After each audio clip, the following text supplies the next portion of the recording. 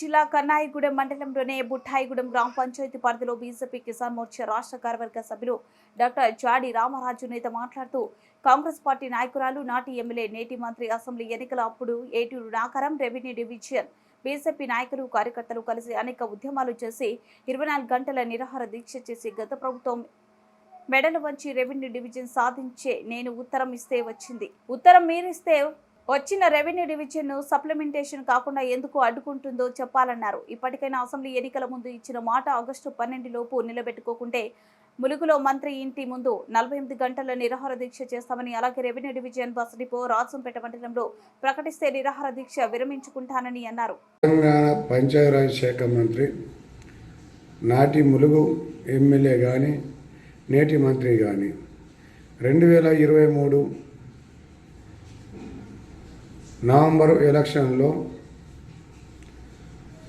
ములుగు జిల్లా ప్రజలకు కానీ ఏటున్నారం మండల ప్రజలకు కానీ అనేక హామీలు ఇచ్చిన మాట వాస్తవం.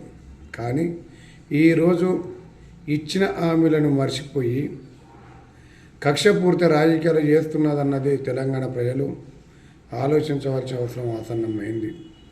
నాడు గెలవడం కోసం అక్క ఏటున్నారం రెవెన్యూ డివిజన్ కోసం ఉత్తరం ఇస్తేనే నాటి ప్రభుత్వం ప్రకటించిందని ప్రగల్భాలు పలికినటువంటి టీఆర్ఎస్ నాయకులు కావచ్చు, నాటి ఎమ్మెల్యే నేటి మంత్రి కావచ్చు, ఒక ఉత్తరాన్ని పట్టుకొని వాట్సాప్లో పోస్ట్ చేసుడు, ఫేస్బుక్లో పోస్ట్ చేసుడు, అక్క అంతా కాదు ఇంత కాదు మామూలు పని చేస్తలేదు. ఈరోజు ఉత్తరం ఇవ్వడం వల్లనే తెలంగాణ ప్రభుత్వం దిగచ్చి ఉత్తరాన్ని తీసి రెవెన్యూ డివిజన్ ఇచ్చింది అని చెప్పింది. సరే, అదే కాంగ్రెస్ పార్టీ నాయకులకు అదే మంత్రి గారికి నేను ఒకటే సవాల్ చేస్తున్నాను. భారతీయ జనతా పార్టీ నాయకులు కార్యకర్తలు అందరం కలిసి 2019 నుండి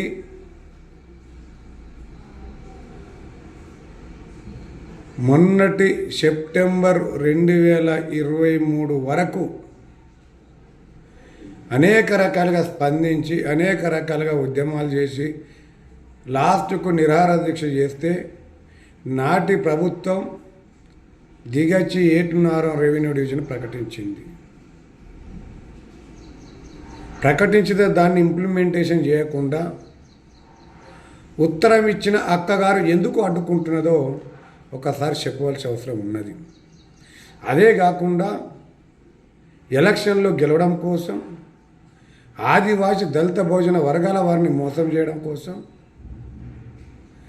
ఈసారి నేను ఎమ్మెల్యే గెలిస్తే రాష్ట్రంలో కాంగ్రెస్ ప్రభుత్వం ఏర్పడిన వెంటనే ఏటున్నారం బస్ డిపో పునర్నిర్మాణం చేసి బస్ డిపో ఏర్పాటు చేస్తానన్నమాట వాస్తవం.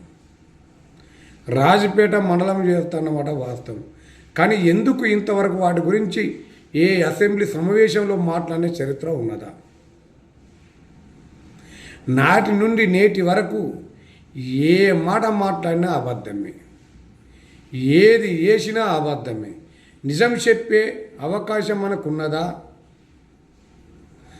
లేక అడ్వర్టైజింగ్కు మాత్రం అవకాశం ఇస్తామా అన్నది మంత్రి గారు ఒకసారి ఆత్మవిమర్శ చేసి